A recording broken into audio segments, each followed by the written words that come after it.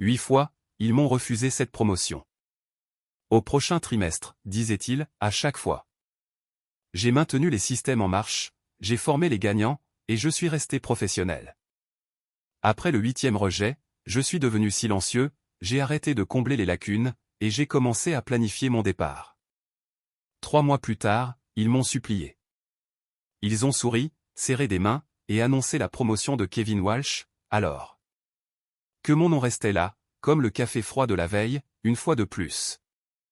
Après 15 ans à sortir leur système du pétrin, à former la moitié de l'équipe d'ingénierie, et à m'entendre dire, au trimestre prochain, à chaque occasion.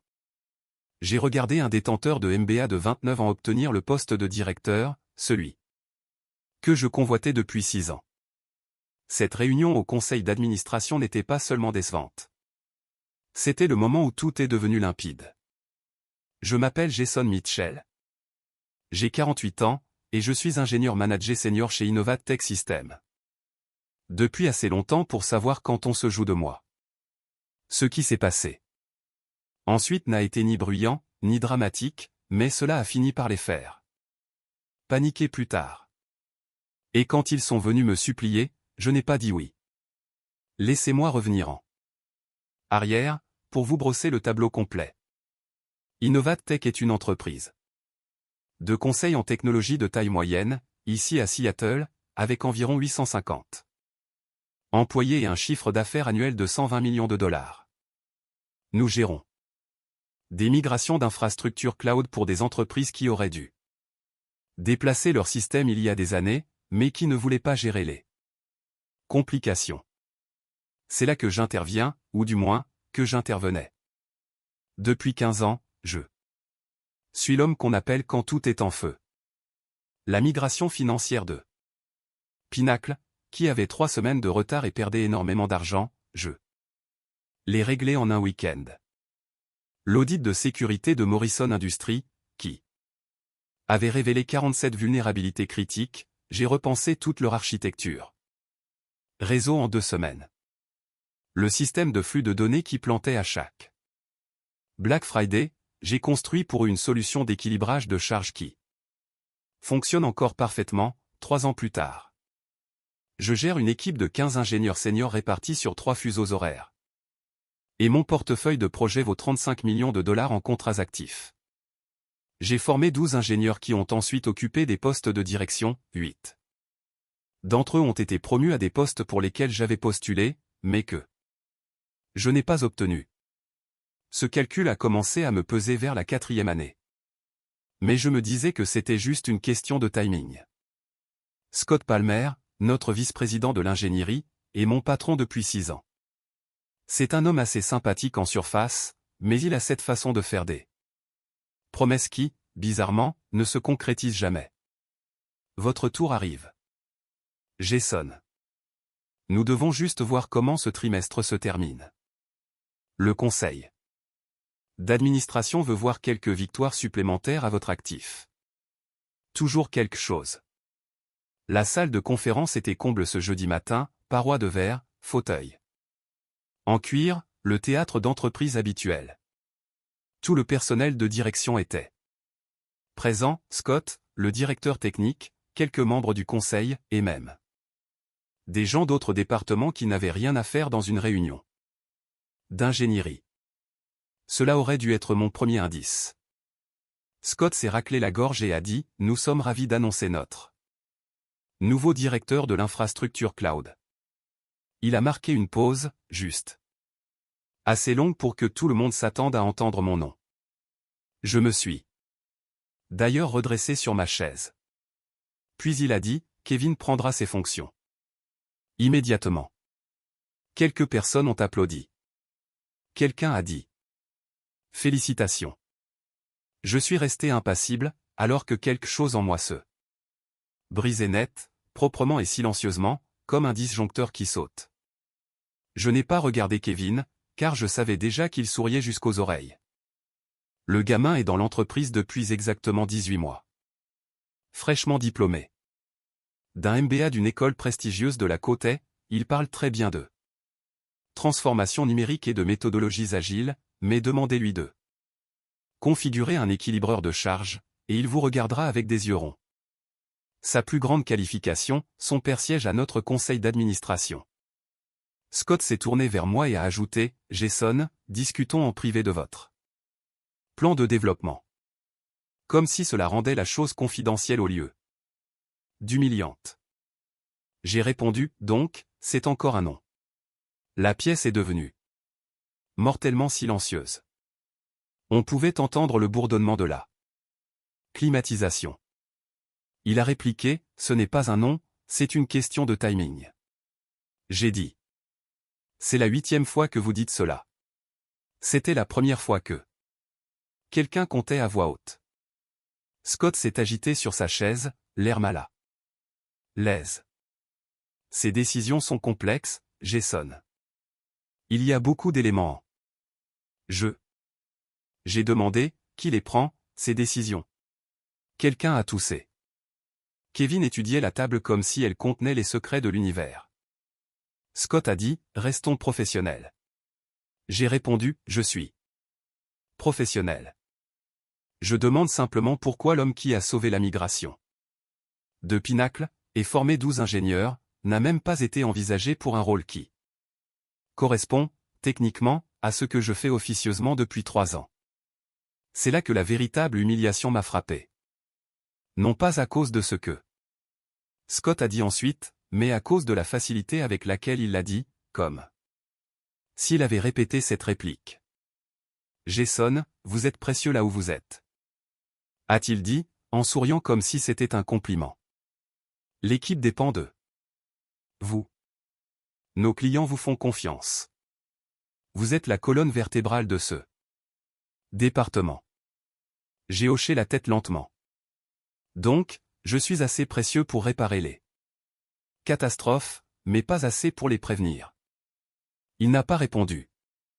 Il est simplement passé au point suivant de l'ordre du jour, comme si je n'avais pas parlé, commençant à discuter des objectifs trimestriels et des mesures de satisfaction client, alors que je restais assis là, à digérer ce qui venait de se passer.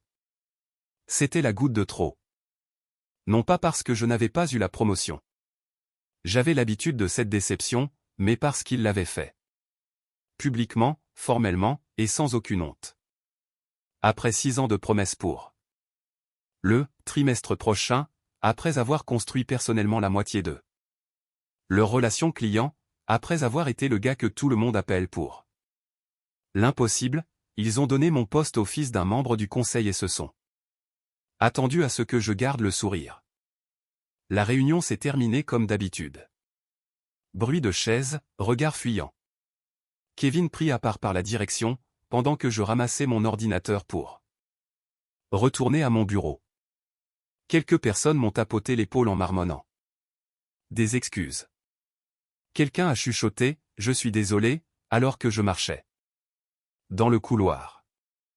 J'ai répondu, « Ce n'est rien, parce que c'est ce qu'on dit quand quelque chose d'important et d'irréversible vient de se produire, et qu'on a besoin de temps pour réfléchir à la suite. » Au moment où je me suis assis à mon bureau, cet après-midi-là, ma boîte de réception contenait déjà un message de Scott avec pour objet, point rapide. Je ne l'ai pas ouvert. Un autre courriel est arrivé de Pacific Coast, me demandant si je pouvais participer à un appel car leur nouveau déploiement faisait encore des siennes. J'ai répondu, oui. Je répondais toujours oui. Mais quelque chose avait changé. J'ai travaillé le reste de la journée comme je l'avais toujours fait. J'ai répondu aux tickets, résolu les problèmes, maintenu les systèmes en marche. Mais j'ai remarqué un changement dans le regard des gens. Certains semblaient soulagés, car ma présence signifiait que leurs outils fonctionneraient. D'autres semblaient mal à l'aise, comme s'ils venaient d'être témoins de quelque chose qu'ils ne voulaient pas voir leur arrivée. À un moment donné, Kevin est passé avec une pile de documents et a dit « J'espère que nous pourrons bien travailler ensemble, Jason. » J'ai répondu « C'est déjà le cas, ce qui était vrai. Ce que je n'ai pas dit, c'est que la décision prise ce matin-là avait tout changé. Cette réunion n'était pas une question de titre. C'était une déclaration. Elle m'indiquait exactement où je me situais, comment j'étais perçu, et jusqu'où. Mes 15 ans de loyauté s'étendaient à leurs yeux. Je n'ai pas pleuré. Je n'ai pas argumenté davantage. Je ne me suis pas précipité dans le bureau de Scott pour demander ce que je pouvais améliorer. J'ai fermé mon ordinateur, enregistré mes fichiers, et pris une grande inspiration. Car l'humiliation aiguise votre concentration, si vous le permettez. Au moment où j'ai éteint ma machine ce soir-là, je savais une chose avec certitude, j'avais fini d'attendre. Quoi qu'il arrive ensuite, ce serait selon mes propres termes. Voici ce que j'ai réalisé en rentrant chez moi ce soir-là. Pendant 6 ans, j'avais joué leur jeu selon leurs règles, attendant une reconnaissance qui ne viendrait jamais, espérant que si je travaillais un peu plus dur, si je restais un peu plus tard, si je réglais une crise de plus, ils finiraient par voir ma valeur. Mais ils la voyaient déjà. Ils ne voulaient simplement pas la payer. Rien dans mon comportement n'a changé d'une manière que l'on puisse pointer du doigt. C'est pourquoi personne n'a remarqué le glissement. Je répondais aux mêmes tickets, je participais aux mêmes appels, je résolvais les mêmes problèmes. Mais j'ai arrêté de fournir volontairement du contexte. Quand quelqu'un me demandait comment un correctif fonctionnait, je lui donnais la solution, mais pas la méthodologie. Quand la direction demandait si un problème client était résolu, je disais oui. Sans ajouter les détails qui expliquaient pourquoi il resterait résolu. J'ai gardé un ton constant et un calendrier bien rempli, mais j'ai laissé les décisions atterrir là où elles devaient, au lieu de les absorber silencieusement. Moi-même. Les clients continuaient à me demander par mon nom, et je continuais à répondre. Présent, mais j'ai commencé à mettre moins de personnes en copie des réponses. Et à laisser les demandes arriver directement, plutôt que par des canaux qui diluaient les responsabilités. En réunion, je parlais en dernier, ou pas du tout. Et quand je parlais, les gens écoutaient différemment. C'est drôle, plus on en dit moins, plus les mots ont du poids. Mais le vrai changement a été ma façon de tout documenter. Pas par vengeance, je ne suis pas si mesquin, mais par souci de clarté. Je voulais comprendre exactement où allait mon effort et qui en profitait. J'ai commencé à enregistrer les choses différemment, à nommer les fichiers avec une intention précise. J'ai suivi les dépendances techniques comme on surveille la météo, non pas pour les contrôler, mais pour comprendre ce qui se passe quand les conditions changent. J'ai remarqué combien de fois les gens disaient « le processus » alors qu'ils voulaient dire « moi ». Combien de fois ils disaient « nous y reviendrons » alors qu'ils n'avaient aucune idée de ce qu'il fallait faire ensuite. Je ne l'ai pas corrigé. J'ai laissé le langage faire son œuvre. Les demandes ont commencé à s'accumuler plus vite que d'habitude. Non pas parce que je ralentissais, mais parce que j'arrêtais de lisser les angles qui n'étaient pas les miens. Quand quelque chose cassait, je le réparais, je documentais le correctif, et je passais à autre chose sans annoncer que j'avais sauvé la mise. Quand des questions arrivaient après les heures de bureau, j'y répondais pendant les heures de travail, et je fermais les fils de discussion au lieu de les transformer en sessions de formation. Les gens se sont adaptés. Certains sont devenus plus précis dans leurs demandes. D'autres sont devenus frustrés sans comprendre pourquoi. La direction continuait à tenir des réunions qui semblaient pleines d'assurance, mais qui sonnaient creux. J'écoutais sans offrir de renforcement. À mon bureau, je tenais un journal privé de tout ce que je touchais chaque jour. Non pas comme une preuve, mais comme une carte, non pas de qui avait besoin de moi, mais de l'endroit où le travail circulait réellement. J'ai appris quelles approbations stagnaient sans mon intervention, quels rapports cessaient d'avoir du sens sans mon contexte, et quels appels clients s'éternisaient quand je ne cadrais pas les problèmes. Le compte de Pacific Coast en était un parfait exemple. Ils avaient des problèmes de connectivité. Intermittent depuis des semaines. Chaque fois que leur système octait, ils appelaient le support principal, se faisaient balader pendant 1 heure, et finissaient par me transmettre l'appel. Je diagnostiquais le problème en 10 minutes, j'appliquais un correctif, et je leur envoyais une brève explication. Ce que j'ai commencé à faire, c'est documenter exactement ce qui se passait à chaque fois, l'heure de l'appel initial, le temps qu'il fallait pour m'atteindre, le problème réel, et la durée de mon intervention. Ensuite, je notais qui était censé gérer ce type de problème selon l'organigramme, par rapport à qui le résolvait réellement. Le schéma était embarrassant. L'équipe de Kevin était censée gérer les problèmes d'infrastructure de niveau 3. En pratique, il tâtonnait pendant quelques heures, générait beaucoup de courriels, puis me demandait discrètement d'y jeter un œil. Je résolvais le problème, ils envoyaient la mise à jour au client. Et tout le monde passait à autre chose comme si c'était normal. Rien de tout cela ne nécessitait de confrontation. Cela demandait de la retenue. Le plus difficile était de résister à l'envie de protéger les résultats pour des gens qui avaient déjà décidé de ce que je valais. Quand des désalignements apparaissaient, je les signalais une fois, et je les laissais remonter vers le haut, au lieu de les corriger silencieusement. Quand Kevin s'attribuait le mérite de quelque chose que j'avais conçu, je ne l'interrompais pas. J'arrêtais simplement d'être le filet de sécurité sous ces erreurs.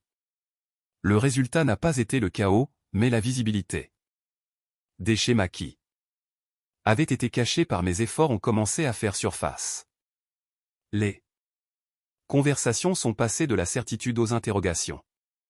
Je restais professionnel, disponible et concentré, ce qui rendait difficile de m'accuser de désengagement. Je faisais toujours le travail, mais je ne compensais plus les lacunes qui n'étaient pas reconnues. À la fin du mois, les gens traitaient ma disponibilité comme une ressource précieuse plutôt que comme un dû. La direction a commencé à demander des mises à jour qui n'existaient pas dans le format qu'ils attendaient. Je les regardais chercher de la clarté dans des tableaux de bord qui avaient toujours reposé sur le contexte que je fournissais lors de conversations de couloir. Je ne disais rien. Pas par méchanceté, mais par souci d'exactitude. Le travail était fait, il n'était simplement plus traduit pour eux. La première véritable fissure est apparue lors de notre réunion mensuelle de revue client. Scott présentait nos chiffres du 4e trimestre au conseil d'administration, parlant de notre taux de satisfaction client de 94% et de l'amélioration des temps de réponse. Un des membres du conseil a demandé comment nous avions obtenu ces améliorations. Scott a commencé à parler d'optimisation des processus et d'efficacité de l'équipe. Puis, quelqu'un a demandé des exemples spécifiques. C'est là que les choses sont devenues intéressantes. Scott a bafouillé dans sa présentation, mentionnant la collaboration interfonctionnelle et les flux de travail rationalisés. Le membre du conseil a insisté pour avoir des détails, qui était responsable du redressement du flux de données?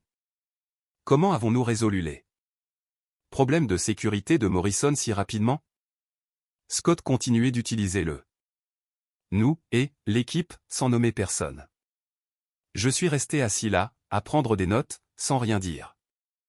Finalement, le membre du conseil m'a regardé directement et a demandé, Jason, vous avez été silencieux. Quel est votre point de vue sur ces améliorations? J'aurais pu sauver Scott à ce moment-là. J'aurais pu parler de travail d'équipe et de succès partagé. Au lieu de cela, j'ai dit, je serais ravi de détailler les aspects techniques de n'importe quel projet spécifique dont vous souhaiteriez discuter. L'ambiance a changé. Le visage de Scott est devenu livide. Le membre du conseil a souri et a dit, commençons par Dataflow. J'ai passé les 20 minutes suivantes à expliquer méthodiquement ce qui avait été cassé, comment je l'avais diagnostiqué, et ce que j'avais mis en œuvre pour le réparer. Pas d'ego, pas de Drame, juste des faits. Quand j'ai fini, un autre membre du conseil a posé des questions sur Pinacle. Puis sur Morrison. À la fin de la réunion, il était clair pour tout le monde. Dans cette salle que le travail réel reposait sur mes épaules. Scott avait l'air d'avoir été percuté par un camion. C'est là que j'ai su que les choses allaient changer, et vite. Je ne me suis pas réveillé un matin en décidant de partir.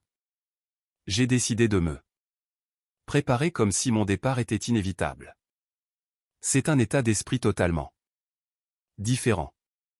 La première chose que j'ai faite a été d'arrêter de traiter mes connaissances comme une propriété de l'entreprise, pour commencer à les traiter comme un actif professionnel. J'ai organisé mes journées pour que les conversations critiques aient lieu en temps réel, au lieu d'être résumées plus tard. Moins d'interprétation de seconde main, plus de responsabilité directe. Quand Pacific Coast a demandé à être rassuré sur leur déploiement du premier trimestre, j'ai pris l'appel moi-même et j'ai répondu franchement à leurs préoccupations. Ensuite, j'ai fait un bref récapitulatif qui confirmait les décisions, sans expliquer comment nous en étions arrivés là. Ce changement a modifié la dynamique. Les clients ont commencé à m'inclure plus tôt, demandant mon avis avant de finaliser des décisions, se référant à moi comme au responsable technique sans que personne ne les corrige. Je ne les encourageais pas, mais je ne les contredisais pas non plus. En interne, j'ai commencé à noter quels engagements supposaient mon implication. Même quand mon nom n'y était pas associé. Il est devenu évident, très vite, que certains délais reposaient sur mon intervention. J'ai aussi fixé des limites plus fermes sur ma disponibilité. Je restais raisonnable, mais je déclinais les demandes de dernière minute, sauf si elles impliquaient des revenus ou des risques majeurs pour les clients. Cela a forcé les priorités à se révéler d'elles-mêmes. Les réunions de direction sont devenues de plus en plus frénétiques à mesure que le 4e trimestre avançait. Je les regardais s'attaquer aux symptômes plutôt qu'aux causes. Je restais en dehors de ça. En dehors du bureau, je prenais des mesures discrètes. J'ai mis à jour mon portfolio avec des résultats concrets plutôt que de simples responsabilités, état avant et après, retour client, amélioration mesurable. J'ai pris des cafés avec d'anciens collègues qui étaient partis, et je leur ai demandé ce qu'ils auraient aimé faire différemment. J'ai ouvert un compte d'épargne séparé et j'ai fixé un objectif financier qui enlevait tout sentiment d'urgence à mes futures décisions.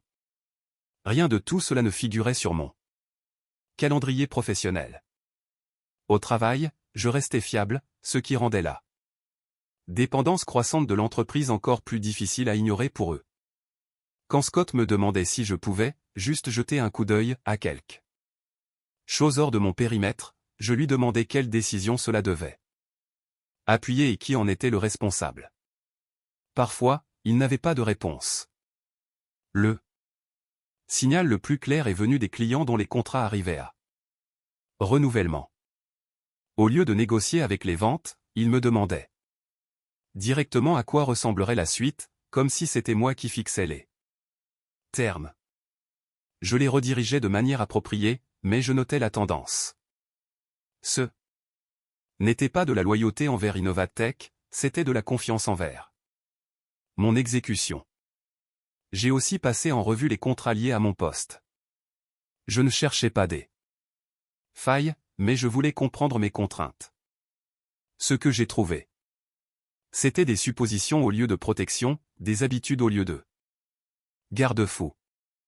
Le point de rupture est survenu au début du mois de décembre. L'équipe de Kevin travaillait sur une migration cloud pour Sterling Industries, un contrat de 4,2 millions de dollars que Kevin appelait sans cesse son projet signature. 3 semaines après le début de la migration, toute la base de données clients de Sterling s'est retrouvée hors ligne pendant les heures de pointe. Kevin a paniqué, a convoqué une réunion de crise, a fait venir des consultants. Et son équipe travaillait 24 heures sur 24. Après 18 heures de chaos, le PDG de Sterling a appelé notre directeur technique directement, et a déclaré que si ce n'était pas réglé dans les 6 prochaines heures, il résilierait le contrat et entamerait des poursuites judiciaires. C'est là que Scott m'a appelé chez moi, à 23 heures. Jason, je sais que ce n'est pas votre projet, mais nous avons besoin que vous y jetiez un œil. J'ai demandé quelle autorité Kevin me donnait pour modifier son architecture. Tout ce dont vous avez besoin, a dit Scott, réparez-le, c'est tout. Je l'ai réparé en 2 heures. Le problème était basique, ils avaient mal configuré les paramètres de réplication de la base de données et n'avaient pas de protocole de basculement approprié, des choses que n'importe quel ingénieur senior aurait dû repérer lors des tests. J'ai documenté le correctif, envoyé un résumé technique à Sterling, et je suis retourné me coucher. Le lendemain matin, Kevin a envoyé un courriel à toute l'équipe de direction pour s'attribuer le mérite de la résolution rapide et de l'approche innovante de résolution de problèmes. Il a remercié son équipe pour son effort collaboratif et a mentionné l'importance d'apprendre des défis. Mon nom ne figurait pas dans le courriel. L'après-midi même, le directeur technique de Sterling m'a appelé directement et m'a dit, Jason, l'équipe de Kevin semble avoir quelques lacunes. Pouvez-vous superviser personnellement le reste de cette migration? Je lui ai répondu qu'il devait voir avec notre équipe de gestion de compte pour l'allocation des ressources. Il a dit, je ne demande pas votre équipe, je vous demande vous. Sterling vous veut comme responsable technique sur ce projet, sinon nous changeons de prestataire. J'ai transféré ce courriel à Scott sans aucun commentaire. À mesure que les semaines passaient, je sentais l'organisation se crisper autour de problèmes non résolus. J'ai résisté à l'envie de soulager cette pression. Je répondais aux questions une seule fois, clairement, et je passais à autre suite. J'ai arrêté d'anticiper les besoins qui n'avaient pas été formulés. Lorsqu'on me demandait de préparer des documents pour des initiatives pour lesquelles je n'avais pas été consulté, je demandais le contexte et les délais. Et j'attendais des réponses qui arrivaient tard, ou jamais. Le travail ne stagnait pas à cause de moi, il stagnait parce que la clarté manquait. En décembre, mon levier n'était plus un secret que je cachais, c'était une réalité qu'il ne mesurait pas. Je savais exactement quel projet vacillerait si je partais, quel client s'emporterait, et combien de temps il faudrait avant que l'inquiétude ne devienne de l'urgence. Cette connaissance ne m'a pas rendu imprudent, elle m'a rendu patient. J'ai continué à être présent, à livrer mes résultats, et à maintenir mon ton professionnel, parce qu'un levier fonctionne mieux quand il est silencieux et indéniable. Quand le moment viendrait de passer à l'action, il n'y aurait pas de drame, pas de discours, pas de pont coupé, juste les conséquences se déroulant exactement comme je l'avais prévu. J'ai remis ma démission un jeudi après-midi, 2 jours avant la clôture du trimestre. Le timing compte quand on veut que la vérité éclate rapidement. Je suis entré dans le bureau de Scott sans rendez-vous, et j'ai posé la lettre sur son bureau avant qu'il ne puisse commencer à parler. Il a lu la première ligne, a levé les yeux, et a dit, ça semble soudain. Ce qui était totalement faux. D'une manière que seul le déni peut produire. J'ai annoncé un préavis de 3 semaines et j'ai attendu. Il m'a demandé si c'était à cause de la promotion. J'ai dit non, car ce n'était plus le cas. Il a essayé à nouveau, plus lentement cette fois, la société avait besoin de stabilité, mon travail était critique, ce n'était pas le bon moment. C'est exactement pour cela, ai-je dit, avant de me lever avant qu'il ne puisse répondre. En 1 heure, mon calendrier s'est rempli de demandes de réunions que je n'avais pas encore acceptées. À la fin de la journée, la nouvelle s'était répandue de cette manière feutrée et prudente que les entreprises utilisent quand elles espèrent contenir ce qu'elles ne peuvent pas contrôler. Le premier appel est venu d'un vice-président avec qui j'interagissais rarement, me demandant si quelque chose pouvait me faire changer d'avis. J'ai dit non.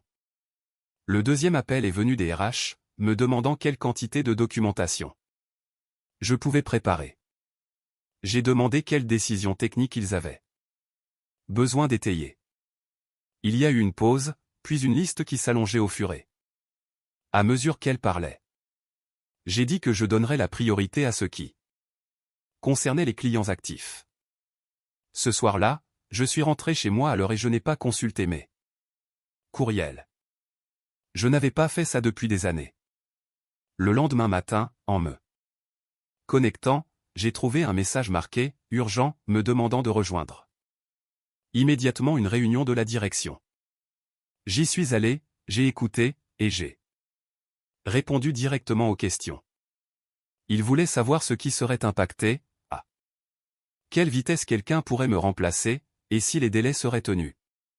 Je leur ai dit ce que je savais, et je me suis arrêté là.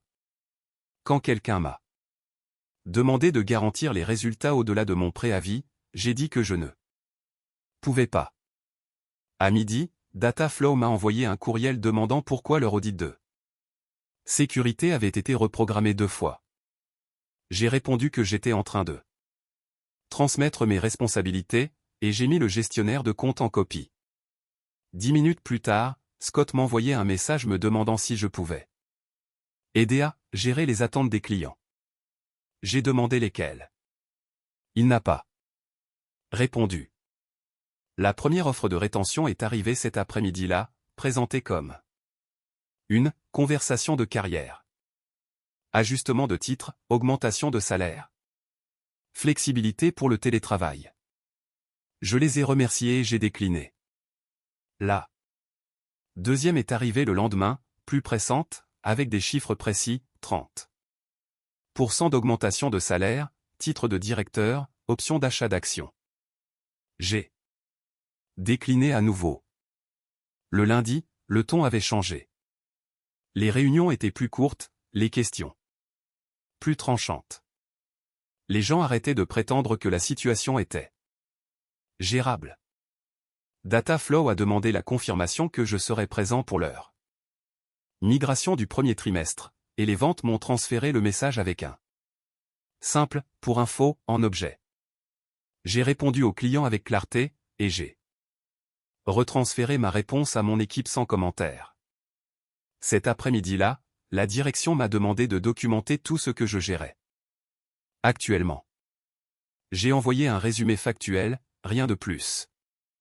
Ils ont demandé des sessions de formation.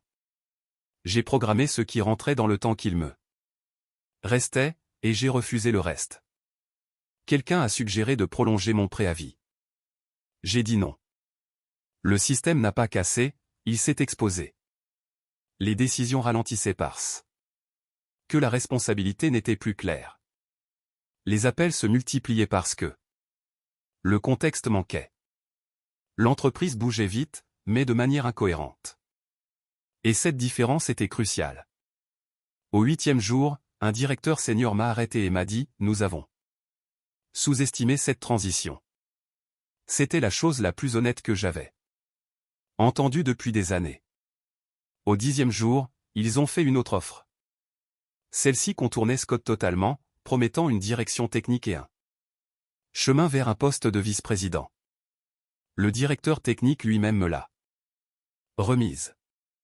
J'ai écouté, je l'ai remercié, et j'ai dit que ma décision était prise. Le silence dans la pièce a duré plus longtemps que nécessaire. La véritable panique a commencé quand les clients ont commencé à bouger eux-mêmes.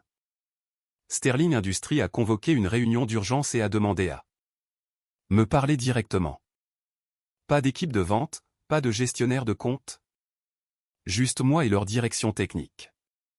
Jason, a dit leur directeur technique. Nous avons discuté en interne. Quand vous quitterez Innovatech, où irez-vous? Je leur ai dit que je me lançais comme consultant indépendant. Que faudrait-il pour que Sterling soit votre premier client? Cette conversation a duré 2 heures. À la fin, j'avais mon premier contrat signé, un contrat de maintenance annuel de 2,8 millions de dollars pour superviser toute leur infrastructure cloud. C'était plus que mon ancien salaire et celui de Kevin réunis. Le mot circule vite dans notre industrie. Pacific Coast a appelé le lendemain, avec une proposition similaire. Puis Morrison Industries. Puis 2 entreprises, avec lesquelles je n'avais jamais travaillé directement, mais qui avaient entendu parler de mon parcours via la communauté technique. À ma dernière semaine, j'avais 8,4 millions de dollars en contrats confirmés et une liste d'attente de 6 mois. La direction d'Innovatech a fait des offres de plus en plus désespérées. Partenariat au capital, rôle de fondateur technique, création de ma propre division. Scott a même suggéré qu'il pourrait restructurer le poste de Kevin si je restais. J'ai tout décliné, poliment et professionnellement. Le dernier jour, j'ai clôturé ce que je pouvais, envoyé mes notes de transition et rendu mon badge. En sortant, mon téléphone a vibré avec un message de Data Flow, me demandant si j'avais déjà trouvé un nouveau point de chute. Je n'ai pas répondu tout de suite. Je suis monté dans l'ascenseur et, alors que les portes se fermaient, j'ai senti le bâtiment s'éloigner, sans aucun drame. Ce que j'ai laissé derrière moi n'était pas un vide, c'était un miroir, et ils ont enfin été forcés de s'y regarder. Les appels n'ont pas cessé après mon départ, ils se sont multipliés, ont changé de ton, ont abandonné tout semblant de courtoisie. Scott appelait tous les jours la première semaine, chaque conversation étant plus désespérée que la précédente. Le directeur technique a proposé de doubler mon dernier salaire. Le PDG est venu personnellement chez moi avec un contrat qui aurait fait de moi l'employé le mieux payé de l'histoire de l'entreprise. Je lui ai dit la même chose qu'à tous les autres, je ne suis pas disponible. En l'espace de 6 semaines, Innovatech a perdu 18 millions de dollars en contrats. Sterling, Pacific Coast, Morrison, et 4 clients plus modestes ont soit résilié leurs contrats prématurément, soit refusé de les renouveler. L'équipe de Kevin ne pouvait pas gérer la complexité technique sans mes conseils, et les clients n'avaient aucune envie de former le personnel d'une autre entreprise sur leur propre temps et leur propre argent. L'entreprise a été réorganisée 2 fois en 3 mois. Scott a décidé de poursuivre d'autres opportunités. Kevin a été muté à un poste de gestion de projet sans aucun subordonné. Ils ont embauché 3 ingénieurs seniors pour tenter de combler le trou que j'avais laissé, mais l'expérience ne se remplace pas du jour au lendemain. 6 mois plus tard, je dirige Mitchell Tech Solutions avec 5 ingénieurs à plein temps et 12 clients. Mon plus petit contrat vaut plus que mon ancien salaire. Mon plus gros est de 4,2 millions de dollars par an, la gestion complète de l'infrastructure de Sterling. Le mois dernier, j'ai croisé Scott lors d'une conférence. Il avait l'air fatigué, mais il est resté professionnel. Nous avons brièvement discuté du marché, des défis liés à la croissance des équipes techniques, de l'importance de reconnaître les talents tôt. Pas de tension, pas de rancœur, juste 2 professionnels qui avaient tiré des leçons différentes de la même expérience. L'histoire que les gens aiment raconter sur des situations comme la mienne se termine souvent par une apothéose, quelqu'un qui admet avoir eu tort et qui demande pardon. Cela n'est pas arrivé, et cela n'en avait pas besoin. La vraie fin a été plus calme. C'est le moment où j'ai réalisé que cette scène dans la salle du conseil n'était pas la perte que j'imaginais, mais une libération. L'humiliation ne m'a pas diminué, elle a clarifié les termes de mon avenir. Tout ce qui a suivi a découlé de cette clarté. Parfois, la meilleure des revanches consiste simplement à avoir raison sur sa propre valeur.